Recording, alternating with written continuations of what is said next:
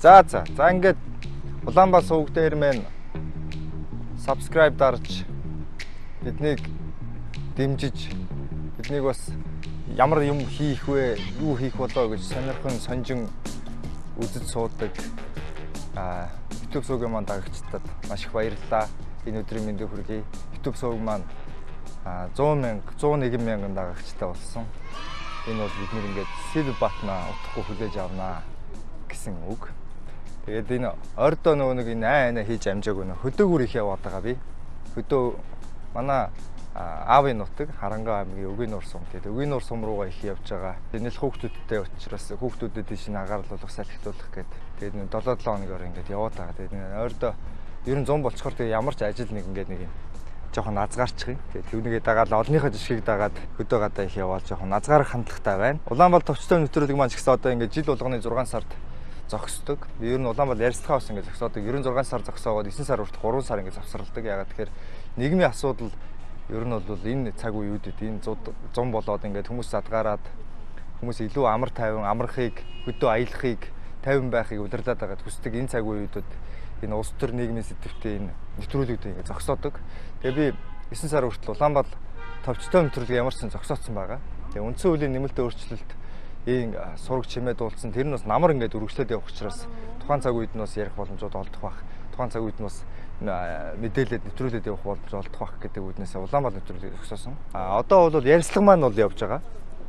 Ярилцлага бас би чадвал наадам өнгөртөл явуучих гэж бодож байгаа. Гэхдээ одоо бол яг нэг үзэлт нь буурдаг. Хүмүүсийн тэр чиглэлийн сонирхол нь буурдаг цаг учраас ер нь бол яг энэ цаг үе явж байгаа. Тэгээд чадвал наадам өнгөртөл ярилцлага бас явуулчихна гэж ингээд байж байгаа.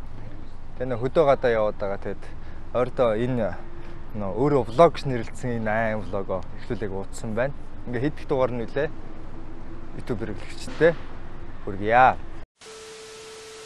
Энэ 7 хоногийн ер нь бол яг өнөөдөр намайг ингээд энэ бичлэгээ хийж явах яг энэ өдрүүдэд бүхэл энэ нийгмийн сэдвүүд нэг сэдв дээр очиод үндсэндээ дарагдана гэж ярьдаг та дарагдсан. Энэ бол юу вэ гэхээр Олимпийн аварга Гавьяа Тамирчин Дэвшин Найдангийн Дэвшин баярын шүүх хурал шийдвэр гаргасан.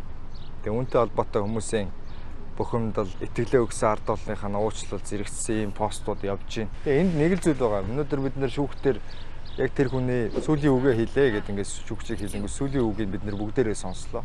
Яг энэ сүүлийн үгийг хэлэх гэж би зүгээр төсөөлөд ботход энэ хүн бол тэр газар очиж хоригдсон цагаасаа хойш өдөржин шүнжин яг энэ тухайд ботсон баг. Нэг юм ингээ удаан дахин бодно гэдэг бол тэр сэдвийнхээ тухай, тэр бодож байгаа зүйлийнхээ тухай сэтгэл хөдлөл нь чанагдаад ширгээд ингээ дуустдаг. Гэтэ өнөөдөр шүүх танхимд миний харснаар 1 минут орчим уйлсан баха. Уйлж юм лээ.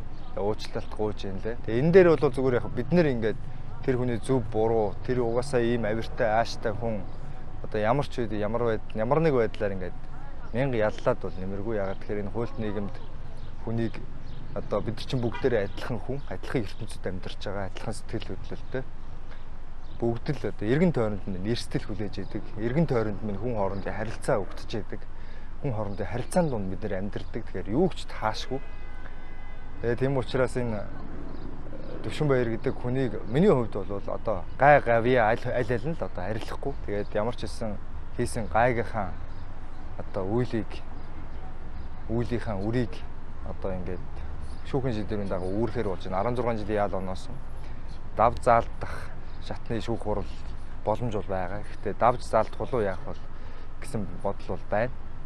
Тэгээд миний хувьд бол энэ хүний сайн муугийн тухай шүүхээсээ илүүтэй бидний өдөр тутамд энэ тэнд яг дэргэд маань хүмүүс ингээд янз янзаар алдаж идэг. Алдаа гаргаж идэг, алдаж эндчидэг. Тэр болгоныг бид нэр хараа байж идэг. Тэр хүмүүс бидний хажууд амьдралаараа төлбөр төлөөд дэнчин тавиад алдаа гаргаж туршилт хийж биднэрт үзүүлдэг гэсэн үг. Хэрвээ бид нар тэгж харж чадвал заавал бид нар бүгдийг туулж үзэх, бүгдийг өөрөө мэдэрчээж ойлгох гэдэг ч юм уу. Энэ бол яг энэ орчин цагийн энэ цогтой амьдарч байгаа энэ хүний нийгэмд бол заавал шаардлагатай зүйл бол биш. Эргэн тойрноо үргэлж ажиглаж явах хэрэгтэй. Шүүж одоо шүүмжилж янз болоод болж байхын хооронд зүгээр тэрийгээ л өөрсдөө боддог байх хэрэгтэй. Хүн бас ингэдэм биш үү? ингэж болох юм байна шүү дээ. Ингэж болохгүй юм байна шүү дээ гэд бас харж явах хэрэгтэй. Хэдий хараад хүний алдаанаас суралцж байгаа ч гэсэн амьдрал бол баялаг. Юу ч бол юу тохиолдож болно. Тэгэхээр би юу байсан бол над дээр ийм ирэхгүй л гэдэг өөрлөгөө л бид нэр харах хэрэгтэй. Тэгээ бид нар бол бусдын сайн сайхныг үргэлж шүүн тунгааж ярьж байдаг. Энэ бол арилшгүй зүйл. Угаасаа л анханасаа байсан. Байсаарч явах болно. Ийм л зүйл. Гэхдээ энэ дундаасаа бас бид нэр ухаарлаа өөрсдөө бас нэг юм ухаарлыг олж авдаг байх хэрэгтэй. Янз янзын сайн муугийн шүүгээд байхаас илүүтэй өөрсдөө бид нэр бас ийм алдаа гаргаж болох юм байна шүү дээ. Бид нэр бас ингээд огцом ууралдаг шүү. Уураад өвчих хэрэгтэй шүү. Дотны хүнтэйгээ маргалдах үе. Энэ их ер нь асар их хайр сэтгэл, асар их хүндлэл, итгэл өөрөө алга ургуулгын төдийл үзэн ядалт болж хувирдаг. Тэгэхээр энэ бүхэн биднэрт ирэн шүү. Яг гэвэл биднэртээс итгэлтэй хайртай дотны янз янзын хүмүүс байдаг. Тийм учраас ингээд дор бүрнээл анхаарах хэрэгтэй. Өнөөдөр тэгээд яхан монголчууд цаазаараа дүүжил аал амиг Америк гэх мэтчлээ янз янзаар хэлж байгаа. Тэгээ яг үнэндээ тэгж хэлж байгаа хүмүүсийг ингээ харахаар ингээл Монгол улс ер нь гэмт хэрэгтэнгүү ямар ч алуурчингүй маш их ёс суртахуунлаг юм хүмүүсийн орон болчих юм шиг л одоо тэр постуудыг хараад комментуудыг хараад тэгж ойлгохдохоор гэтэл тийм биш. Яагаад ингээд бид нэр мэдсээр үж юмнууд болдог вэ гэвэл бид нэр юу ч таашгүй эргэн тойронд маань эрсдэл яг бэлэн байж байгаа ийм л цаг үе. Одоо энэ маань уламл нэмэгдэн яагаад гэхээр ингээд хүн амын маань нягтрал оршин байгаа орчны маань тав дух энэ байгаа байдал маань хүмүүсийн сэтгэл зүйд хэрхэн нөлөөлж байгаа вэ? Тэгээ энэ хүмүүсийн нягтрал нь хүмүүсийн хоорондын харилцааны энэ мэдээллийн технологийн энэ өөрчлөлт энэ олон одоо энэ шуугаан дунд энэ их шаталдаан дунд хүмүүсийн сэтгэл зүй хэрхэн өөрчлөгдөж байгаа вэ? Түүнийгээ дагаад бид нар бие биендээ ямар хор уршигтай зүйл бий болж болох вэ? Өөрөө ч мэдхгүйгээр юунд дарлагдаж, юунаас гарахын хүслэн болж энэ сэтгэл зүйд чи юу болж байгаа вэ гэдгийг бид бол энэ тухай өөрөөсөө дор дорноо тунгаан боцоогоорой гэж хэлмээр байна. Тэгээд яг зарим хүмүүсийн постуудыг харсан. Ялангуяа ингээд нэг олонний танил нөлөөлөгч гэж хэлэгддэг хүмүүсийн пост, зарим нэг пост комментуудыг харлаа. Энэ гавьяат Дэвшин баярт олгодог, улсаас олгодог, сар бүр олгодог мөнгө нь одоо тэтгэмж урамшуул юм да. Энийг нь одоо болох хэрэгтэй. Энэ хүний амьд хүрсэн гэж. Энэтэй бол би санал нэгдэхгүй байгаа. Тэгээ та бүхэн бас энэ доор тэр тухай юу гэж бодож байгаа вэ? Комментээр үлдээнэ. Хүний гай гавьяа аль аль нь арилдаггүй. Одоо жишээлбэл гавьяа байгуулсан хүний гайг өөрчлөхгүйтэй яг адилхан. Гай тарьсан гавьяатны гавьяа нь бас алга болдоггүй. Тэгэхээр хүний амьдралыг нэг үйлдэл нөгөөгөө дарах ямар ч боломжгүй. Биднэрт ингэж тэгж харагдах, биднэр түүгээр баха хангах нэг өөр хэрэг яг бодит байдал дээр гай гавьяа хоёр нь зэрэгцэж оршдог. Тийм учраас яг одоо тийм хэрэг хийлээ. Тийм учраас төр наатахаа бол эсвэл цол шагналын хураа одоо ин гэдэг бол бид нэр гавьяаг нь мартна гэсэн үг. Тэгэхээр гавьяа бол гавьяа гэдэг чинь гавьяаг л хэлнэ. Өөрөөр хэлэх юм бол цаг хугацааны явцад үнцэн нь улам өсчээдэг зүйлийг хэлнэ. Гай гэдэг бол цаг хугацааны явцад эдгэрчээдэг зүйлийг хэлдэг. Тэгээ бид нар одоо жишээлбэл тэр хүнийг алд дүүжил цаазаар авах хэвээр амиг амиар гэж хэлж байгаа. Гэтэл хэрвээ амиг амиар солих юм бол бид нэр хүний амь хүнээсэн хүмүүсээс өөрсдөө ямар ялгаатай. Тэр хүнийг өхүүлчээж бид нэр тайвширна гэж байгаа юм бол бид нэр тэр хүмүүсээс ямар ялгаатай. Яг хүн алж байгаагаас бид нэр ямар ялгаатай. Тэм учраас л дэлхийн нийтээрээ хүний аминд санаатай ба санаандгүй хөрсөн хүмүүсийг цаазаар авдаг байсныг нь болиулсан нь өөрөө эргээд энэ тухай л холбоотой. Ялгаа байхгүй бид нэр алуурчин, төр нь өөрөө алуурчин байж болохгүй шүү дээ гэдэг ойлголоо. Тэгэхээр энэ асуудал дээр бол ийм байр суурьтай байгаа. Энэ 7 хоногт яг нэг олон зүйл сэдвүүд гарч ирсэн. Тэгэхээр яг сүүлийн нэг 2-7 хоног шахуу юм уу да. Нэг зүйл анхаарал татсан. Монголын төр ер нь бол одоо ингээд нэг юм хувийн өмч, хөв хүний эрх хэрэгчлөө гэдэг зүйлийг бол зүгээр ингээд огт хэрэгсгээ байсан. Хэрэгсгээ байж байгаа. Улам тэрэн шахагдж байгаа. Тэр нь нийгмийн захиалгаар явж байгаа юм шиг хийдэг болсон. Нийгмийн дийлэх хэсэг нь захиалж байгаа ч бас бодиттой үнэн байх. Иймэрхүү хандлагууд бол битүү үргэлжилсэн. За сүүлийн тэр хөл хорионы үеүүдэд хүмүүс зүгээр үг хэлэх, үйл судлаа илэрхийлэх эрхээ эдэлж чадхаа байсан. Эдүүлээгүй. Тэгсэн хэрнээ өөр хэсэг хүмүүсийн төрд эрх барьж байгаа намд хэрэгтэй байр суурь илэрхийлэхээр бол тэд нэр болдог. Бусд нь болдоггүй юм дабл стандарт бол ингээд зүгээр хууль энгийн зүйл мэт болсон. Энд ингээд хүлээн зөвшөөрт дөжирсэн. Тэгээ одоо ингээд би сумын газар дарагтай өөртөө ярьслага хийж байхдаа хувийн өмчөд халдаж тэр гараж тэр хашаа нэгэн зөвшөөрөл олгосныхын дагуу барьцсан байхад хэдэн жил хөрөнгө оруулаад түүнийг хөрөнгө болгосон болсныхын дараа нь шууд шийдвэр гаргаад нураах, буулгах, татан буулгах, сүйтгэх ийм шийдвэрүүд гарна гэдэг бол болохгүй штэ гэдэг яриаг Сумын Озар дарагтай ярьж исэн. Сумын Озар дарга одоо тэгээд нөхцөлөд нь иймштэл гэдэг үгнээс өөр юу ч хэлж байгаагүй. Гэтэл одоо өөрийнх нь зөвлөх, орлогч мөнх эрдэнэгээ залуу сүүлийн үед бол энэ тентгийн хашаа байшин нураахтаа бол мэрэгшиж байна. Тэгээд богдхан одоо ихэвчлэн гадаад байгаа хүмүүс үзэж байгаа гэж бодож байна. Тэгээд та бүхэн санаж байгаа бол энэ богдхан уулын өвөр хормоод богдхан гэдэг жуулчны бааз байдаг. Бидний одоо жоохон бахаас ахвал байдаг. Энэ дугуй цагааны одоо доор байдаг. Тэгээ яг энэ хэсэгт амралтын газрынхын тогтох, за тэр ариун цэвэр байдал, үйлчилгээ энэ бол муу байдаг байсныг бид нар бүгдээрээ мэднэ. Гэхдээ тэр тухайн дархан цаасд газарт бол хуулийн дагуу хуулийнхаа дагуу ямар үйлчлэгээ зөвшөөрдөг вэ гэхээр аялал жуулчлалын, аршаан сувллын, сургалтын зориултаар ингээд ашиглах гэдэг юм, барилга байгуулагч гэдэг юм уу. Ийм ашиглалтаар ашиглая гэх юм бол зөвшөөрөл олгодог. Тэгээ түүнийхээ дагуу үйл ажиллагаа явуулж байгаа нь тэр харин чанар стандартыг мөрдүүлэх ажил нь түүнийг хариуцсан аялал жуулчлалын яам, мэрэгжлийн ялтын газар, бусад одоо энэ хариуцсан газар агентлагуудад ингээд хамаатай ажлууд. Тэгтэл гинт хотын орлогч дарга очоод нэг шүн нөгөө компанид мэдгэлгүйгээр тэр богдхан амралтын жуулчны баазынхаа мэдгэлгүйгээр нэг шүн өөрөөр очоод шууд нураас. Нөгөө нэг шавран гэрүүдийн зүгээр ингээ буулгацсан. Тэр буулгаж байгаа дүрс бичлэгүүдийн тав хүн харсан баг. Зүгээр ингээ нураас. Хүмүүс баярлсан. Йоо за шгүй нэг ингээд нэг энэ муухай юмнууд ингэж нэг буулгаж нэг санаа амбарлаа гэд хүмүүс их баярлсан. Зарим нь жоохон нэг өмчийн тухай ойлголттой хөдөлмөрч хэсэг нь болохоор ингэж болохгүй штэ гэдэг байр суурь илэрхийлсэн. Дараа нь ингээ буулгасан одоо тэр хэсгийгээ цэвэрлэнэ гэж дахиад өөртөө очисон. Тэгээ энэ үед нэг маргаан болсон. Нөгөө нэг орлогч даргаыг очих үед тухайн компани залуучууд эсэргүүцсэн. Тэгээ тэр үед манай нөгөө орлогч дарга сэтгүүлч зарим юм сайтын сэтгүүлчид яг юу гэж ямар тайлбар хэлж ирснийг даваадар жаглагч ажлаа хийлгэж албаны өмнөөс бас зарим зүйлийг тодруулчих. За яг энд ямар асуудал болоод байгаа хаа? Ийшээ зогсож байгаа яриа өгч байна. Тэнд ингээ маргаан болоод исэн юм байлээ. Урд нь сайт очихоос өмнө асар их маргаан болсон. Цагдаа тэр компани энэ дарга нар хоорондын тэр маргаан болоод тэр маргалж байгаа хүмүүсээс холдож байгаад яриа өгчээ гээд. За та яг хаанаас ямар албан тушаалтай? Засаг дарга ахлах зөвлөх мөнх эрдэнэ юм байна. Засаг дарга ахлах зөвлөх мөнх засаг дарганд гаргасан захимжийн хүрээнд түрүүнд ингээ уур нэрээ хэлээгүй байсан. Чи одоо ямар хачин сатгсан залуу энэ хүмүүсийг явуулж яриа өгье. Тэгвэл энэ одоо энэ хараа энэ таанд хэлээ.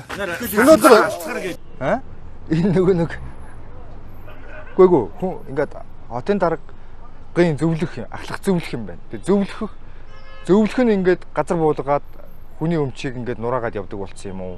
Нэгдүгээр. Өөрөө хотын орлогч дарга байсан, нэгдүгээр орлогч дарга байсан санагдаад ахын мөнхөрд өөрөө хуульч залуу. Тэгээд нөгөө нэг өмчөө нураалгаад булаалгаж байгаа улсууд нь эсэргүүцсэн чинь чи ямар шалчгансан, салтгансан гэсэн нь юу гэсэн бэ? Шалчгансан ийм залуу вэ гэж хэлж байгаа. Иннээс илүү өөр хин юун дээр шалчганах юм? Өөрийнхөө өмчийг нураалгаж ээж, өөрийнхөө өмчийг хууль бусаар дээрэмдүүлж ээж шалчганахгүй өөр хаан шалчганах юм бэ? Хамгийн их шалчганах зөв цаг зөв газар бол энэ шүү дээ. дахан цааш чи зайлаач. Чи зайлаач гинэ. Энэ хүн өөрийнхөө тэр хариуцсан засгийн газрын зөвшөөрчихсөн үйл ажиллагаа явуулах эрхээ эдлээд байж байгаа. Тэгээд өмчөө хамгаалаад байж байгаа хүнийг зайлаач гэж хэлж байгаа. Энэ зүгээр шууд дарангуулагч үг шүү дээ. Энэ өмчн дээр нэрээд одоо өөрөөр хэлэх юм бол манай гэрийн гадаа ирээд гэрт орж ирээд тэгэнгүүтээ бид нэр ингээ чи яахад байгаа юм бэ гингүүт чи зайлаач гэж хэлж. Гэрт орж ирчихэд хүн зайлаач гэдэг ямар хүн бэ дээ. Энэ залуу хүн шүү дээ. Өөрөө хуульч хүн. Мөнх эрдэнэ. Тэгээд яваад өгсөн. Түр хүлээж өгөхгүй бид нар бас албаны үний ямар байр суурь илэрхэх нөө мэдээлэл аваа. Яг ингээ харилцааны сарилцаа үүснэ, янз янзын маргаан үүснэ. Гэхдээ энэ очиж байгаа дарга бол энийг төсөөлж бодох хэрэгтэй. За энд бол бухимдалтай байгаа. Ингэсгээ зогсож яв. Хүмүүс бухимдалтай байгааг мэдж байгаа. Манай харин цагдаа нар маш төвчээртэй энэ хүмүүсийг сонсоод ингээ байж байгаа. Та засаг даргын орлогч юм уу? Цагдаа нар төвчээртэй энэ хүмүүсийг сонсоод гинэ. Энэ цагдаа нар ч өөрөө хүний эрхийг хамгаалах гэж, эрх зүйд нийгмийн тэнцвэрийг хадгалах гэж, хуулийг сахиулах гэж, инхийг сахиулах гэж энчээ байж байгаа. Цагдаа нар төвчгүйгээд яах юм? Маргалдах юм уу? Маргалдаагүйгийн төлөө юундаа алга таших гад ямар төвчээртэй мундаг юм бэ энэ гэдэг. Одоо энэ бид нар ингээд нэг шаардлага тавьсан хүний өөдөөс юм асууж болохоо байлцсан шүү дээ. Монгол улсад. Монгол улсад тийм болцсон шүү. Одоо гадаад олон жил болсон хүмүүс үзчихвэл Монгол улсад цагдаа хэрвээ шаардлага тавиад тэр нь хууль ёсны биш байх юм бол хэлэх юм бол шууд баримтлагдана. Ямар нэгэн байдлаар ингээд хэрүүл маргаа контакт үүснэ ингээд шинэ хэрэг үүсээд яв. Тэг ёстой юм шиг боддог болсон. Дарга нь хүртэл хурж ирээд энэ цагдаа тавьчээртэй. Зүгээр ингээд нэг энэ хооронд нэг 10-20 м газар алхаад явахдаа хэлж байгаа 3 үг нь ийм. Зүгээр л дарангуулагч шинжтэй л юм. Нийслэл секторын ахлах зүйл мөнхөрл гэж юм байна. Одоо засаг даргын захирамжийн хүрээнд энэ одоо дархан цаас богдхан уулын байгаль засаг даргын захирамжийн дагуу дархан цаас богдхан уулын гэж хэлж байгаа. Дархан цаас эхлээд засаг дарга захирамж гаргацсан байна. Уг нь энэ дархан цаацд газар үйл ажиллагаа явуулах зөвшөөрлийг байгаль орчны яам өгдөг. Байгаль орчны яам өгдөг. Байгаль орчны яам одоо энэ тусгай хамгаалалттай газрын тухай хууль гэдэг баха. Тусгай хамгаалалттай газрын тухай хуулиар олох хууль заасны дагуу байгаль орчны сайдын нэг журам гардаг, төр журам гардаг. Тэгээд журмын дагуу шаардлагуудаа тавиад энд зөвшөөрөл өгдөг. Энэ зөвшөөрлийнхэн дагуу үйл ажиллагаа явуулдаг. Тэгсэн чинь засаг дарга нь захирамж гаргаад засгийн газрынхаа шийдвэрийг засаг даргын захирамжаар шууд өгүүлсгээд тэгээд зөвлөгөө явуулаад зүгээр ахлах зөвлөгөө явуулаад тэгээд ахлах зөвлөх нь эренгүүтээ энд ингээд хүний өмчийг шууд том машин механизмаар нурааж хаяад тэрийг авч явна гэдэг. Багшны тэнцвэрт байдал ой ургамалд одоо сөрөг нөлөө үзүүлж ирсэн энэ одоо 49 байгаль орчны тэнцвэрт сөргөр нөлөөсөн. Ой ургамалд муугар нөлөөсөн гинэ. Яг тэр амралтын газар л зөвхөн тэр амралтын газар. Өөрөөр хэлэх юм бол тэр нураалгацсан нэг 10 хэдэн шавар гэрэл тэр явыг бодоо олгосон. Яг үнэндээ одоо энэ Улаанбаатарт байгаа амьдарч байгаа хүмүүс үзчихвэл бүгд мэдж байгаа. Олон жилийн өмнө гадаад явсан хүмүүс бол сайн мэдэхгүй ч магадгүй. Богдуулын яам байна штэ. Одоо энэ дархан цац тусгай хамгаалалттай бүс нутаг газар нутагч нь одоо зүгээр ингээд барагцаагаар хэлэхэд Яарамгаас одоо тэр юу хүртэл Баян зүрхийн товчоо хүртэл бүх ам хуучин ингээд нэг амралтын газрууд байлаа. Зил юу ч үлээ ингээд байсан мэдж байгаа та нар. Одоо бол ингээд битүү барилга байгуулж. Эднэрийнх нь баг 4-5% нь яг зориултынхаа дагуу буюу нөгөө зөвшөөрлийнхээ дагуу аялал жуулчлалын амралт сувиллын газар ажиллаж байгаа. Тэгсэн чинь яг нөгөө зөвшөөрлийнхээ дагуу одоо шаардлага хангаад ажиллаж байгаа нөгөө л нэг хэдийг ирээд дээрлэхэд эхэлж байгаа. Бусд нь бүгдээрээ орон сууцны хороо бол. Бүгдээрээс хаус хороо бол. Дандаа ардаа том дарахтай хүмүүсийн хаус хорооллууд. Зарим дарга нь бүгдээрээ энд амьдарч байгаа. Миний сураг сонссноор Мөнх Эрдэнэ гэдэг хүн чинь өөрөө энэ Белмонте гэдэг энэ богдуулын аманд хаус хороолт хаус амьдард юм байлээ. Өөрөө дархан цаасд газар бохирдуулаад амьдарч байгаа хүн. Хашцсан хүмүүс явуулахгүй. Тэр орон сууцны хороолт дундуур бид нэр өвтөл нохооч оруулах, нохоо өвтөл хүнч оруулдаг шүү дээ. Явуулахгүй. Эн чинь өвөө юмч та нар аюулгүй холбоо тойроо яв.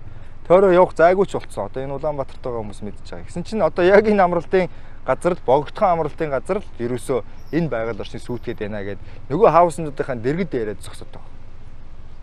Энэ залуу бол яг үнэндээ ичж байгаа. Энэ сумын озрынхаа өмнөөс ичж ямар хэцүү юм хийлэгдэг хүн бай. Одоо яах вэ нөгөө нэг насаараа дарга байхыг хүссэн. Тэгэл дарга болохгүй л үзээд байсан. Энэ их хурлын сонгуулийн үеэр миний ярьцлагад орё гээл цаг байна уу гэж гуугаа явж исэн залуу л да энэ Мөнх Эрдэнэ залуу. Дарга болохгүй л үзээд байсан. Тэгээ одоо яг нэг дарга болсны боломж олцсных хий гэсний хийж байгаа нь хүний өмчийг нурааж явж байгаа. Энийг маш олон улсын хурлын гишүүдийг сэргүүцэж байгаа. Байгаль орчны сайд Бат Эрдэнэ хүртэл мэдээлэл хийсэн байлээ. Засгийн газрынхаа шийдвэрийг хотын дарга нь шууд өгүүлсгээд ингээд цуцлцдаг байж болох юм уу? Ингэж болохгүй шүү дээ. Тийм ирэх байхгүй гэдэг ингээд ярьсан байлээ. Нөгөө яг тэр зайсангийн тэр богдуулын аманд хаусанд амьдардаг нөгөө нэг тэгээд зайсангийн аман дээр бүр зайсан хийлгээд ингээд бүр том зохицолбор барьцсан. Тусгай хамгаалалттай газар тим хийцэн, голын ирэг дээр ингээд нүг ухаа тим хийцэн. Амар сайхан дарга марга хүртэл бүгдээрээ ингэж болохгүй. Хүний хувь өмчийг нурааж болохгүй гэж хэлээд яриад эхэлсэн. Ягаад тэгэхээр тэд нар өөрсдөө тэр богдхаанаас бүр 7 дор байхгүй. Зориултын дагуу ашиглаагүй. Тэгээд тэр хавийг ингээд бохирдуулаад байж байгаа. Одоо энэ нөхөр болохоор ингээд сүүлийн үед ингээд таг болц тайлбар эндээ тайлбар хийж чадхаа байсан. Ямар ч тайлбар байхгүй. Ягаад тэгэхээр үндсэн хуулиндаа Монгол улс заасан. Үндсэн хуулийн 5-2-т байдаг. Үндсэн хуулийн 5 дугаар зүйлийн 2-т байдаг. Тэр бол өмчийн альва хэлбэрийг хүлээн зөвшөөрнө. Хувийн нийтийн өмчийн альва хэлбэрийг хүлээн зөвшөөрнө. Тэгээд тэр өмчийг хуулиар хамгаална. Үндсэн хууль. Энэ үндсэн хуулиа зөрчөөд яасан бэ гэхээр тусгай хамгаалалттай газрын тухай хууль энд өөрчлөлт оруулаад засаг даргадаа амар эрх мэдэл өгсөн. Одоо энэ 22 оны 4 сард гэхэд дөнгөж 2 сарын өмнө 2 сарч болоогүй сар гарны өмнө нэг өөрчлөлт оруулсан. Аймаг сум нийслэл дүүргийн иргэдийн төлөөлөгчдийн хурлын бүрийн эрх гэдэг. Энэ ямар бүрийн эрх өгсөн бэ гэхээр өөрийн нутаг дэвсгэрдэг тусгай хамгаалалттай газар нутагт холбогдох хууль тогтоомжийн хэрэгжилтийн талаар засаг даргын илтгэлийг хилцэж зохих шийдвэр гаргах, түүнийг биелэлтийг хангах гэж байна. Энэний өмнө нийслэлийн засаг даргад ямар эрх өгсөн бэ гэхээр өөрийн нутаг дэвсгэрийн тодорхой хэсгийг улсын тусгай болон орон нутгийн хамгаалалтанд авах, ангиллыг өөрчлөх, хилийн заагийг тогтоох саналыг судалгаанд үндэслэн боловсруулж тухайн шатны иргэдийн төлөөлөгчдийн хуралд оруулж хэлцүүлнэ. За энэ хуулиараа яатсан бэ гэхээр 22 оны 4 сард буюу 4 сарын 22-нд буюу сар гарны өмнө хийсэн, сар хагасын өмнө хийсэн хуулийн өөрчлөлтөөр яасан бэхээр үндсэн хуулиа давж агаад хүний хувийн өмчиг за мөн түүнийг зөвшөөрсөн засгийн газрын шийдвэрийг шууд өгөөсгээд засаг даргын шийдвэр гаргахын бүрэн боломжтой болгоцсон. Тэгэнгүүтээ тэр нь ямар вэ гэхээр энэ ангиллыг өөрчилж болно гэж байна. Тусгай зөвшөөрлийнх нь ангиллыг өөрчилнө. Тодорхой хэсгийг улсын тусгай болон орон нутгийн хамгаалтад авна. Одоо ингээл хүний юмыг шууд өгцөн байсан бас хүн ингээ хөрөнгө оруулсан хүний хөрөнгө олцсон байсан зүйлийг эргэлтэнд орж исэн зүйлийг шууд зогсоох эрхтэй болчихж байгаа. Одоо болохгүй гэдэг ингээл эрхтэй болцсон гэсэн. Тэгээ энэ шийдвэрээ энэ саналаа иргэдийн төлөөлөгчдийн хуралдаа оруулаад иргэдийн төлөөлөгчдийн хурал нь тийм шийдвэрийг гаргаад тэгээд түүний хэрэгжилтийг хангах эрхтэй болчих. Ийм бүрэн эрхтэй болчих. Байгаль орчин аялал жуулчлалын яам тэр бодлогын газар нь ямар ч шийдвэр гаргах нь үл хамааран энэ бол Улаанбаатар хотын одоо нутаг дэвсгэр. Тийм учраас засаг дарга тэр газар нутгийг хариуцж байгаа засаг даргын хувьд бид нар мэднэ гэдэг. Ингээд төрийн бодлогын уялдаа нэгт алдагдчихж байгаа. Бас энэ засаг захиргааны нэгжүүд нь хоорондоо ямар ч юм шийдвэрийн уялдаагүй байдал. Одоо ингэ байгаль орчны яамд хуулиараа зөвшөөрөл олох хэрэгтэй байдаг. Олгочлоо. Тэнгүүт нийслэлийн засаг дарга нь хурж ирээд болохгүй гэд дахиад ингээд английн өөрчлөлт гэдэг юм. Дураараа ажиллах эрхийг нь сая 1 сарын хагасын өмнө энэ хуулиараа олгосон байна. Ингээд хувийн өмчийг бол тэр жигт нь ингээд үгүйсгдэг болсон. Тэгээд энийг хог гэж байгаа. Хогийг ачиж явнаа. Тэр дарга ярьж байгаа. Энэ хогийг ачиж явна. Тэр бол хог биш. Өөртөө хэлж илэн шүү дээ. Энэ бол хог биш ээ. Энэ бидний оруулсан хөрөнгө. Энэ хагарахаа тоосгойсэн ч бидний хөрөнгө. Яг гэвэл бидний өмч байхгүй. Өмч. Та нарын хувьд хог гэж хэлж болно. Бидний хувьд өмч гэж хэлж байгаа. Үнэхээр үнэн. Одоо тэр нураагаа яваад байгаа, уурлаа яваад байгаа, зайлмайл гэд хөөгөө яваад байгаа мөнх эрдэнэ дарга бол бидний үеийнхэн бол аав ээжийнхаа бүтээж өгсөн, ах эгчнэрийнхаа бүтээж өгсөн юм дээр бий болсон хүмүүс, өссөн хүмүүс, бэлэн юм хэрглэж өссөн хүмүүс. Дараагийн бэлэн юм хайхын тулд дандаа төрлүүд айрч идэг, төр доохын төлөө зүтгэж идэг нэг хэсэг хүмүүс байна. Үнэхээр нийгмийн сэтгүүлтэй хүмүүс бас байгаа. Тэдний бүгдийг нь бас хэлж болохгүй. Яг иймэрхүү ингээд хандлагаас нь харагдахад л иймэрхүү хандлагатай залуу шүү дээ олон байна. Зүгээр дарга болох гэсэн, зүгээр л очоо шууд захиргаалт хийж үзэх гэсэн, өөрийг нь өмнө хүмүүс хөгдөхийг харахыг хүсэх гэсэн ийм дарга нар бол олон байна. Эднэр бол энэ хүний өмч ямар хүс хөдөлмөр, ямар их ажил, ямар их хөөцөлдлөг, ялангуяа Монгол шиг ийм хэцүү төрийн дарамттай газар яаж энэ үйл ажиллагаа бизнес эрхэлдэг вэ гэдгийг зовлон ойлгодгүй учраас хүний өмчийг нураачаад наадах чинь бол хог одоо аваачиж асхна гэдээ яриад зогсоод уурлаа зогсож байгаа. Яг ийм хүмүүсээс Монголын төрийг одоо холдуулах хэрэгтэй. Ялангуяа залуугаараа ийм маанагчсан гэж шууд хэлж байна. Маанагчсан ийм хүмүүсээс Монголын төрийг одоо холдуулах хэрэгтэй. Ялангуяа залуу үеийнхэн бидний доод үеийнхэн ийм хүмүүсийг л төрөөс хол байлгах хэрэгтэй. Ямар ч амьдрал мэдхгүй хүн байхгүй. Хамгийн наазах нь харилцаа мэдхгүй хүн байхгүй. Нийгэм мэддэггүй хүн байхгүй. Зүгээр л ингээд нам дагсан. Тэгээд ерөөсөө сонгуул ямар нэг байдлаар дарга болох гэсэн нэг ийм хүмүүс. Ардын намын ер нь хүний нөөц нь иймэрхүү л дээ. Тэгэхээр одоо энд нэг л зарчмын асуудал гарч ирж байгаа байхгүй. Монгол улсын засгийн газар Улаанбаатар хотын засаг дарга хоёрын аль нь илүү том эрх мэдэл, аль нь илүү эрх хэдлэх юм бэ? Аль нь бодлогох юм бэ? Аль нь яг төр юм бэ? Хэн том юм бэ яг нь? Монгол улсын үндсэн хууль засаг даргын захирамж хоёрын аль нь хүчтэй юм бэ? Яг энэ асуудал одоо жишээлбэл шүүхтэр энэ тэр компани одоо шүүхт хандсан баха, хандна л гэжсэн. Хандах хэрэгтэй.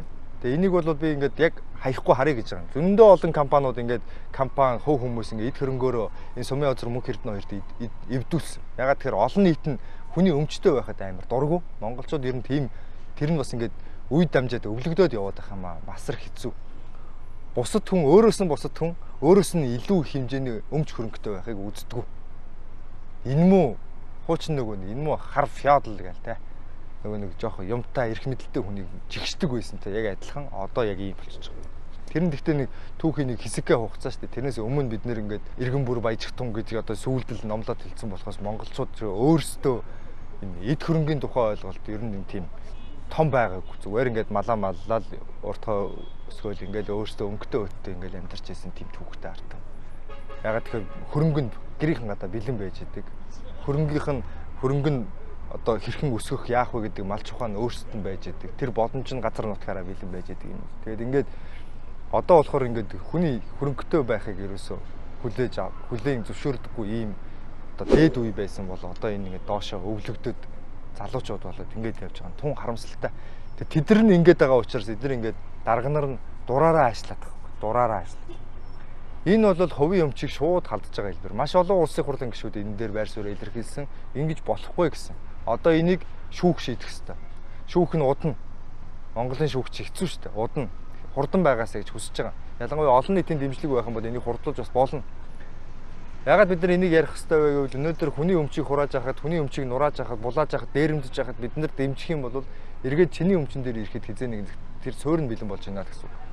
Гэрч чинь нэрээ танаа гэр муухай байна гэд ингээд нураахыг хинч хүлээн зөвшөөрч чадахгүй шүү дээ. Танаа гэр энэ орчин тойронд их муухай харагдаад байна. Хинч хүлээн зөвшөөрөхгүй. Муухай байгаа бол зөв сайхан болгол доо. Шаардлага тавь. Энэ засаг даргын зөвлөгч тавьдгүй ер нь тэрийг. Шаардлага тавиал хөгжүүлэл яв. Хувийн хвшлтэйгээ хамтарч ажиллая.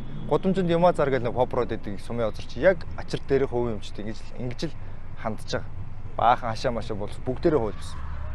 Тэгээд шууд дураараа аашилж ингэж явж байгаа. Гэтэл үүштэй би одоо бүр ам асууж байгаа хгүй сумын азраа мөнх эрдэнэ.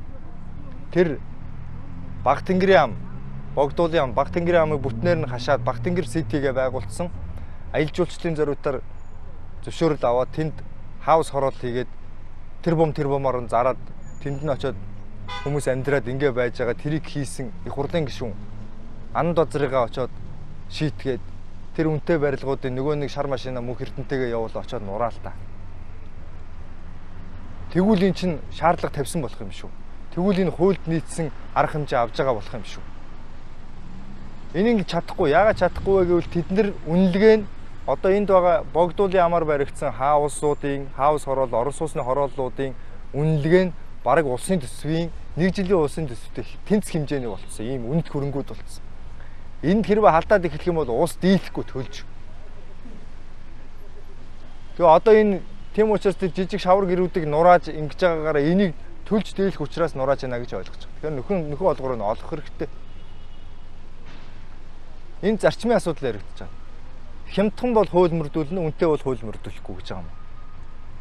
Ямар ч утгагүй зүйл шүү. Энэ бол ямар ч утгагүй зүйл. Утгагүй зүйлсүүд энэ 7 хоногт их яригдсан. Улсын хурлын гишүүн Баяр сайхны нэг яриа би та бүхэн сонсгоё. Байнгын орон дээр ярьсан яриа. Ер нь одоо бид нар үндсэн хуулийг өөрчлөөд энэ тойргоос салъя. Энэ тойргийн энэ нэг юм зүгээр их хурлын гишүүн зүгээр тойргийн асуудал яриад нэг аймаг яриад нэг дүүрэг яриад явдаг энэ асуудлыг болио. Тэгээ үндсэн хуулиа өөрчлөё гэдэг ингээд системийн тогтолцооны өөрчлөлт хийе гэдэг ингээд явж байгаа. Тэрний шалтгааныг бодиттой шалтгааныг яг харуулсан нэг юм яриа болсон. Би жишээлбэл танд одоо бичиг явуулаад одоо ямар ч хариу байхгүй. Завхан аймгийн бүх төрийн албаагч нар илүүдэлж ингээсээ салъя. Зөв зохистой хоолыг энэ наадам хүртэл 3 сарын хугацаанд ингээд нэг 70 эдэн сая төгрөг багш нар нутришн энэ шим тэжээл судлаачдыг аваачаад хоол зүйчдийг аваачаад ингээд энэ одоо юуг төслийг хэрэгжүүлээд өгөөч эрүүл баймаар байна. Зөв хоолдог мэдлэг чадварт суралцмаар байна. Хөдөлгөөн юуг нэ Баяр сайхан гишүүнэ. Завхны төрийн албан агчдыг зөв хоолдог болохын төлөө улсын төсвөөс 70-80 сая төгрөг өг гэдэг юм. Эрүүл мэндийн сайдыг урдаас суулгачаад ийм хүсэлт явуулсан чинь биелүүлэхгүй ингээ уурлаас аваад. Ичээч. Манай энэ яг энэ парламентийн бас өмнөх парламентын энэ хэдэн эмэгтэй гишүүнийг л учраа олохгүй байгаа.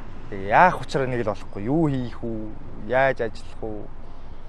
Нэг л учраа олохгүй. Зөв хооллдог болъё. Тэгээ зөв хооллохыг заах багш нарыг аваа явъя. Тэгэд нийт зардал мардал ингээд юмд нь 70-80 сая төгрөг. Тэрийг бас 70-80хан гэдэг байна шүү дээ. 70-80 сая төгрөг өгье гээд эрүүл мэндийн яам руу бичиг явуулаад хариу байхгүй гээд сайдыг загнаа сууж байгаа. Хүний яаж хооллохыг тэгээ төрийн албаныхны яаж хооллохын үрт бид нар заахын тулд энэ татвар төлөгчид ажил хийдэг гэж бодоод байгаа юм уу? Хүн хотод руугаа юугаа шийдэх? Юугаараа бийцэхийг бид нар манай парламент шийдэх юм уу? Тэрэнд хөрөнгө оруулах гэж татвар төлдөг юм уу энэ олон хүмүүс?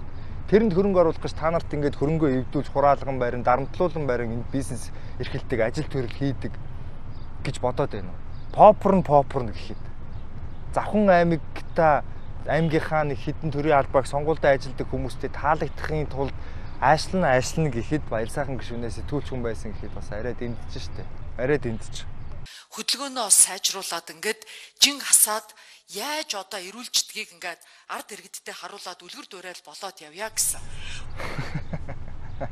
Тэгээд Завхан аймгийнхаа ингээд зөв хоолдог болоод жингээ хасаад яаж ингэж жингээ хасдаг вэ гэдгээрээ арт түмэндээ үлгэр дуурайл болъё. Тэгээ төсвийн мөнгөөр гинэ. Энийг bullshit гэж энийг хэлдэг. Ийм л парламентын гишүүдтэй болцсон байгаа шүү. Завхан аймгаас уг нь өмнөх парламентад хууль чимэгтэй байсан. Эдийн засагч. Энийн орон зарчим ярьдаг. Тогтолцоо ярьдаг. Үндсэн хууль, хуульт нийгэм ярьдаг. Эрх зүй ярьдаг хүн байсан. Оронд нь гарч ирсэн эмэгтэй сэтгэл. Эмэгтэй хүн. Ийм юм ярьж байгаа. Өнөөдөр энэ зарцуулж байгаа нэг төгрөг нь ирээдүйд тэр хавдраар өвчлөхэд хэдэн төгрөг хавдраар гэснээс ингээд гэтэл яг энийг яриа байж хахад төрийн ордны үүдэнд төрийн ордны тэр машин ордог хаалган дээр хавдар эсэн бусын янз янзын одоо хүнд хэцүү өвчин тусцсан хүүхдүүд хөгжлийн бэрхшээлтэй хүүхдүүдээ аваад одоо бид нэр яах вэ гэд ингээд аргаа бараад ингээд төрдөө хандаад байж байгаа ээжүүд яг үүдэнд нь байж байгаа. Тэгсэн чинь улсын хурлын гишүүн энд таргалтаас салъя гэдэг 70 сая төгрөг нутг руугаа авч явъя гэдэг юм яриа сууж байгаа. Ийм байж таарахгүй. Яд нар яаж ин? За тэнэ НТV телевизийн манай гадаа чи юм саглагар сайхан ой байдаг. Жижигхэн төгөл байдаг юм мод. Тэгээ нэг нар тусаад байн планаа солиод яваад байна. Би нэг яг ажлын хажуугаар газ гарч ирээд ингээ хийж байгаа учраас план солилоо. Бас тайлбарлахгүй болтой. Ийм босоо, ийм яриа болсон. Тэгээ ер нь бол ингээд нэг юм зүгээр тийшээ орохоор амьдралаас тасардаг гэдэг нь яг үнэн гэдэг нь одоо үгээр батлагдж байгаа. Баяр сайхан гишүүн бол одоо гишүүн болохоос өмнө битээрээс уулзаж олон зүйлийн талаар санал бодлоо солилцож байсан. Үнэхээр сэрэг толгойтой бас чиж мундаг бас ингээд амьдралын сайн мууг мэддэг. Үндэсний өөх өдөр гэдэг ингээд хүмүүст тусалдаг, хүүхдүүдэд тусалдаг ийм арга хэмжээнүүдийг асар ихээр зохион байгуулдаг амьдралтай их ойрхон хүн байсан. Тэгээ одоо яг гишүүн болоод 2 жилийн дотор ийм юм ярьдаг хүн болчлоо. Тэгээ харамсалтай байна.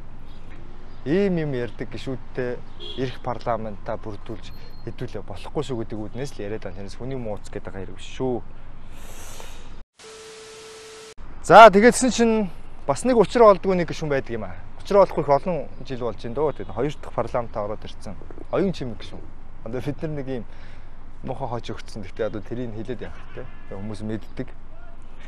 Тэр гишүүн яг нөгөө нэг одоо энэ баяр сайхан гишүүнийг тэр байнгын орооны хуралдаан дээр Завхан аймгийн тарган хүмүүстэй 70 сая төгрөг өгөөч игээд гуугаа сууж явах орно.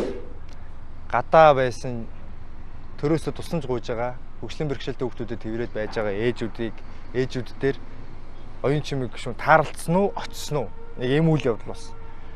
Тэгсэн ээжүүд асуудлаа тавьсан. Тэр их зовцсон байгаа хүмүүс. Өөрсдөө энэ төр засгийнхан гарч ирж уулзаасаа гэж бодож байгаа хүмүүс уур амьсгал нь ямар байх вэ? Сэтгэл зүйн үед ямар байх вэ гэдгийг хүн ямар ч эрүүл ухаантай хүн бол мэдэрч явах хэрэгтэй. Мэдэрч явах хэрэгтэй. Тэгээ яасан чи очиж шаардлага тавьсан чи манай гişүү юу гэсэн хэр. Ханаа битээ ус төрж өрөө. Жинхэнэ. Өөдөөс нь ингээд зовлонгоо ярьсан чинь өөдөөс нь ингээд зовлонгоо ингээд та нар ингээч тэгээч шаардлага өөр хин тавих юм бэ? 76-ын ширхэг байгаа шүү дээ. Энэ өмнөөс нь асуудал шийдэгээд байж байгаа. Энэ чинь энэ хүүхдүүдийнхаа амьдрах орчин таатай орчныг бүрдүүлэх бодлого шийдвэрүүдээ гаргаад өгөөч. Төсвийн хуваарлалтаа энэ зүг рүү анхааруулад өгөөч гэд тэ энийг шийдэх 76-ын ширхэг хүн байгаагийн нэг нь гараад ирэхэд бүх асуудлаа ярина үсттэй. Тэгээ бүх асуудлаа ярьсан чинь өөдөөс нь та нар битээ ус төрчөөрэй гэж болсон. Яа. За хамаагүй инээж хамаагүй энийгэд бас явахтай. Өнөө инээ түрээлээ юм л да. Тэгээд энэ юу хэлж байгаа нэхээр эднэр биш дээ.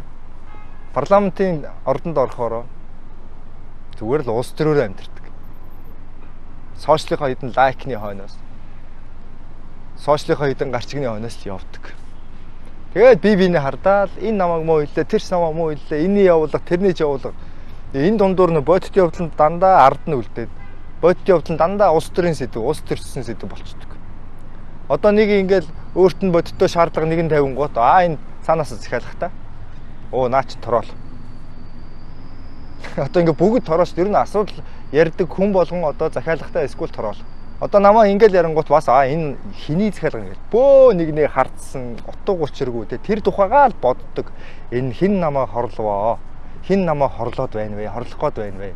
Эсвэл энэ хиний явуулгаар байна гэдэг ийм л юм боддог. Нөгөө яриад байгаа асуудлыг яаж шийдэх вэ гэдэг нэг ширхэг ч юм боддгоо. Тэгснэ нэг ээжүүдээр гарч ирээд битээ уус төрж өрөө гэж авсан. Манай оюун чимэг гişүн бол угаасаа энэ сошиал орчин буюу сошиал ерөөсөл гудамжт ялгаа байхгүй.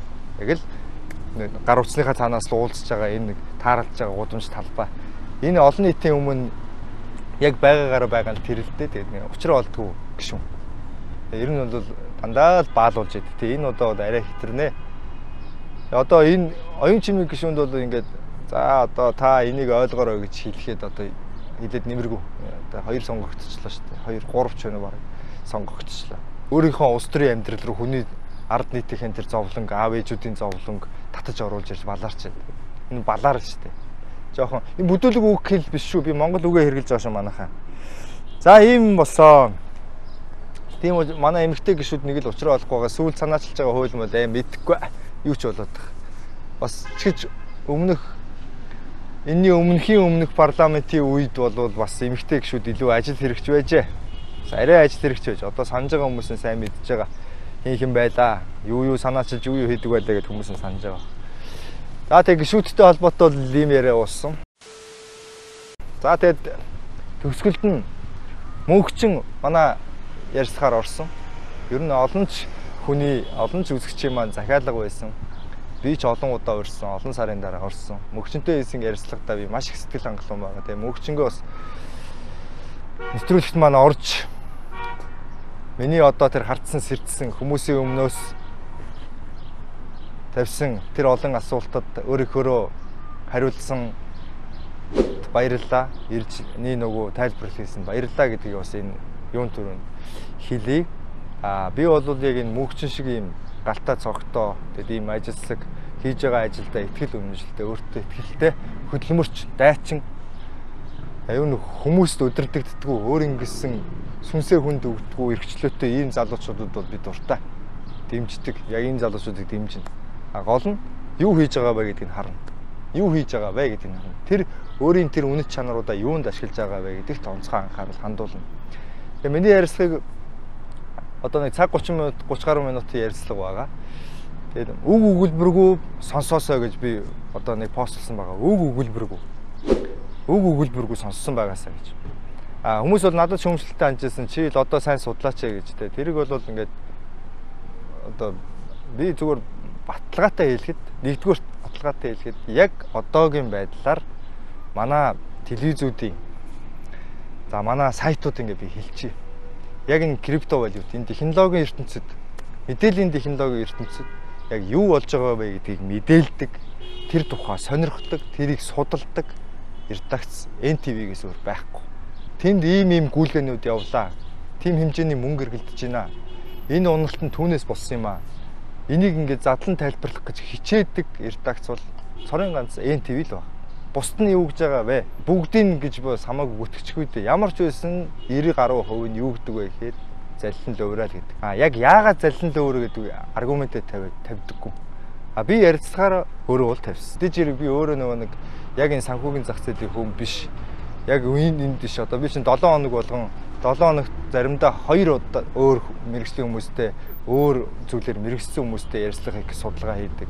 Байнга өөр хүмүүстэй ярилцдаг. Тэднэртэйгээ ярилцахын тулд яриулахын тулд тэр бүхнийхэн сэдв рүү орж судалдаг. Тэгэхээр бүгднгийнхэн талаар ингээд супер мэдэх юм боломжгүй. Гэхдээ би ямар ч сэдв байсан суур ухагтхан суур одоо мэдээлэлтэй явж ордог гэдэгтээ итгэлтэй бардан байгаа. Яг өнөөдөртөө яг өнөөдөртөө яг энэ сэдвээр яг энэ хүнтэй эсвэл өөр бусадтай яг ингэж ярилцах надаас өрсөлдүүлж байхгүй үнэ хэлчихв. Яахан гинэ. Ер нь бол тэрэндээ бол би баяртай байгаа. Тэгээ яг энийг IC coin-ыг авцсан ханшин бити унаасаа гэдэг ингээ хүсэж байгаа энэ хүмүүс бол хүмүүсийн над руу ирэх дайралтыг бол би шингээж авч байгаа. Яг тэгэхээр аргагүй тэдний өмчийн аюулгүй байдал гэдэг чинь бас энэ мэдээллийн замбраатай хариуцлагатай байхаас онцгой шалтгаалж байгаа. Тэгээд энд бол олон асуудлууд явсан. Тэгээд мөнхчин бол ярилцлагын үеэрээ амлсан. Одоо тэр хөрөнгө оруулагч нар яагаад гарсан? Ер нь татсан 30 тэрбум төгрөгөө юунд зарцуулсан? 2 дансанд татан төвлөрүүлсэн гэдгийг хэлсэн. Тэгээд тэр татан төвлөрүүлсэн мөнгөө яг юунд зарцуулсан? Одоо хэд үлдсэн бэ гэдгээ биднэрт амаараа биш ингээд цаасаар яг үзүүлэх гэсэн. Банкны тамхтай цаасаар үзүүлэх гэсэн. Тэрийг нь бүгдээрээ хүлээж байгаа. Ягаад тэгэхээр энэ бол нэг талаараа coin гэж байгаа арилжааны хэрэгс болгоно болох гээд ингээд явж байгаа хэдий боловч анх гарч ирэхдээ угаасаа хөрөнгө оруулалтын зарчмаар ингээд явсан. Манай бүхэл токен coin-ууд тэгээ явсан. Хувьцаа шиг явсан. Яг хувьцаа нэршилтэй биш гэхдээ хувьцаа шиг л явсан. Тийм учраас энэ бол хөрөнгө оруулсан хүмүүс юунд зарцуулсан бэ гэдгийг харах хэрэгтэй. Тэднийх нэг хуулиараа бол тэрийг дэлгэж үзүүлэх үүрэггүй ч гэсэн өөрөө эфирээр амлсан. Нэгдүгээрт амлсан.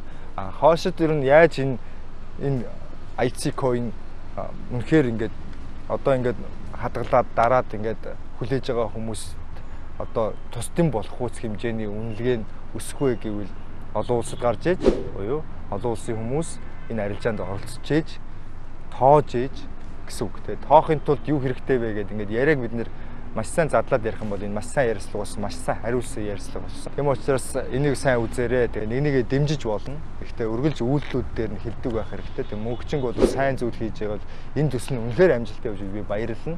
Тэгтээ тэргүй ирээдүйн мэдээллийн технологи руу явж байгаа энэ тухай ярилцлаган дээр бас цухас дурдаад өнгөрсөн. Баялагын тухай ойлголт бол ирээдүйд шал өөр болох тухай бид хоёр бол ярьсан байгаа. Тэгэхээр энэ бол явж болно. Гэхдээ энэ хооронд хугацаа чинь асар их хугацаа байгаа. Тэгээ одоо бид нар юунд найдаж байгаа вэ гэх мэтлэн өөрсдөө зөвхөн ингээд сэтгүүлчтэй зодтолтой байхаасаа илүүтэй өөрсдөө сайн тунгааж бодох хэрэгтэй. Тэгээд ийм ажилсаг залуучуудад дэмжинэ. Ер нь улс төр бизнес аль ч салбарт яг энэ мөнхчин шиг ийм харизмтай, ийм галтай цогтой ажилсаг хөдөлмөрч тэгээд ийм лидер залуучууд бол ер нь ажил хийдэг. Улс төр төрдөчтөр бизнес тэднэр л энэ бүгдийг босгож ирж байдаг. Бүх тэр шуурга, халуун, ширүүн одоо шуугаар нүүдлийн шуугаар ярих юм бол салхи зүсэгч шууд нь эднэр үүдэг. Нэрний сони юм ярихад одоо жишээлбэл нүүдлийн шууд биш тийм ингээ гурвалжлаад бисдэг. Тэгээ тэд нар дунд ингээд нэг салхи зүсдэг шувуу гэж үүрэг хүлээсэн шууд байж сүргийн ингээ салхийг урд нь гараад зүсээ явдаг. Тэд нарыг салхи зүсгчээр томилохын тулд тэд нар илүү хоолдог. Тэд нартай ингээ хоол мод хүлээ амраах маягтай байдаг. Тэгээ салхи зүссэн шувуу бол ингээд замдаа тэр ингэж хурдтай ингээд салхин зүсч явсаар байгаад өд сүд нь унаад ингээд нүд нүд тэр гушуун бүх юм ингээд муудаад уушиг муудаад тэгээд очих газараа очиод удалгүй нас одоо үхдэг юм байлээ л дээ. Яг түүнтэй адилхан энэ салхи зүсдэг ингээд олны хил аман дундуур зосчгүйгээд ямар нэгэн шин зам татуулж гүйдэг энэ залуучуудын үр шимийн дандаа бид нэр хүртчээдэг, чулуу шийдэж байгаа хүртчээдэг. Тэгээ тэр залуучууд бол бүх юма хийгээд эцсийн дүндээ замын засаал эцсийн дүндээ явдаг. Тэгээд бүр байхгүй болсныхаа дараа 100 200 жилийн дараа хөшөө нэг босгож өгдөг. Тийм л түүхтэй одоо өнгөрсөн түүхээ харахад бол тийм л юм болдог. Тэгээ энэ залуучуудад бол амжилт хүснэ. Мэдээж эрэг юм нь бүтлгүүтээсэ гэж хинч хүсэхгүй. Аль аль нь бүтлгүүтэхгүй байх нь биднэрт хэрэгтэй. Гэхдээ бид нар бас өөрсдөө ч гэсэн сайн боддог байх хэрэгтэй. Юмд би итгэлтэй байна гэдэг нь болно гэсэн үг бас биш байж болно. Тийм учраас ийм сайн залуучуудаараа сайн юм хэлхийг бол үргэлж дэмжиж хамтарч ажиллана. За тэгээд ийм байгаа нэлээ урт болсон. Хэдэн минут болсон бэ? 49 гайгүй л шүү дээ. Гайгүй л ярьсан шүү дээ. За тэгээд ярьсан маань үзээрэй. Тэгээд subscribe дараарай. Тэгээд би нэг хөдөө яваад байгаа. Тэгээд би энэ зам бас гой яг жинхэнэ утгаараа vlog хийнэ гэж бодож байгаа. Сая би нэг дархан явж нэг vlog хийх гэж үзсэн. Ама ерөнхийдөө болохоор юм байна гэж манай үзэгчд маань надад намайг урамшуулсан. Тийм учраас би одоо энэ яг хөдөө одоо үеэл дүүгэндээ очиж би одоо гой сайхан яг юм малч ахуу үзүүлнэ. Тэгээ би өөрөө нөгөө манай аав адуучин хүн. Тэгээ манай ааваас үлдсэн хэдэн юм ингээд гүүгээ барина. Тэгээ ер нь ингээд хөдөөний айл Монгол ахуу бид нар ер нь ингээд 100 болохоор л цаг сайхан өрн болохоор л Монгол болоод эхэлдэг штэ. Ингээл дээл яриад, ингээл наадам яриад, Монголын сайхан уудам газар нутаг яриад. Бусад үе бид нар Монголоо мартдаг. Энэ 100 эсвэл цагаан сар 2-оор бид нар Монголоо бие хинбэгээр илүү анхаарч эхэлдэг. Тийм учраас би яг энэ цаг үеийг далиндуулаад яг энэ хөдөөний амьдрал зүгээр энгийн амьдрал. Одоо бид нар чинь ингээд нэг хүнд үзүүлэхийн төлөө бэлдсэн юмыг хүмүүс их сонирхоо болж эхэлж штэ. Тэгэхээр бид зүгээр ингээд яг л ямар нэгэн тавилтгүй, ямар нэгэн одоо юугүй зохиолгүй, тэгээ ямар нэгэн одоо ийм дөрмгүй зүгээр л яг хөдөөний сайхан амьдрал үзүүлсэн ийм влогууд их хийж байгаа. Тэгээд бас энэ дунд хүмүүс үзэж чадахгүй бичлэгүүд ч бас байгаа. Үзэж чадахгүй бичлэгүүд байгаа. Үзээд бас намайг ингээд янз янзаар хэлэх бичлэгүүд бас байгаа. Тэгээд би цуглуулаад яваад байгаа. 7 хоног бол хөдөө явж байгаа. Тэгээд тэр влогуудаараа бид нэр бас уулзсан. Тэгээ наадам байна. Ингээд нэвтрүүлгээ үндсэндээ Улаанбаатар нэвтрүүлгээ намар хүртэл зогсохдоо би Сунжангаа влог хийх хүсэлтэй бодолтой байгаа. Тэгээд чадах нь уу чадахгүй нь. Би ч бас нэг өнгөн шингэн бас ингээд маазраад гэдэг юм уу хөвгчлөлтэй байж нэг бас төдийл нэг чадаад байдгүй. Ер нь ингээд нийгмийн асуудал руу орох тэрийг ярьж явахдаа их дуртай. Нэг жоохон нэг тийм дутагдал бол байгаа. Влог хөтлөхөд нэг тийм тохирохгүй хийв шинж бас надад өөрт гэж мэддэд байдаг. Тэгээ бусад хүмүүс яаж байгааг мэдэхгүй. Тэгээ ямар ч байсан би энэ Сунжангаа влог хийнэ. Тэгээд хамт байгаараа одоо хүртэл өнөөдөр хүртэл дарсан subscribe дарж намайг дэмжсэн YouTube сувгийн маань дэмжсэн YouTube сувгийн маань одоо контентуудыг үзье гэж шийдсэн та нартай маш их баярлалаа. Тэгээ одоо Silverbutton маань утахгүй ирэхээр бид бас гой контентууд хийнэ. Бас гоё арга хэмжээ зохион байгуулна гэсэн төлөвлөгөөтэй байгаа. Тэгээд мөнхчин ярилцлагад орно гэж шийдэхээс өмнө яг 99,800 болцсон байсан дагагч маань. Тэгэл мөнхчин орох сургаар ирсэн. Шууд 1000-аар нэмэгдсэн. Тэгээд энэ мөнхчингийн ярилцлага бас миний YouTube сувганд асар хурдан хугацаанд шууд 100k болгоод их нөлөөллөө. Тэг мөнхчиндээ бас баярлалаа. Тэг амжилт хүсье. За тэг өнөөдөр ингээд дуусгая да. Наванаас та. Манай цагаагаар явах одоо энэ цагаагаар бичих гээд явж байна. Алхаг шиг бас үгүй шүү дээ. Маргааш яхан бороо орох юм уу? Нарах юм уу? Халуун байх юм уу? Яг ичээд юм. За ичээд нэ. За ингээд ичимхий охинтой зүг энэ удаагийн айн влог ингээд өндөрлж байна. Баяртай гэлж. Баяртай. За мах. Ника. Хай цагаараа өчөж. За баяртай. Энд дараа нь. Аа. Аа. Аа.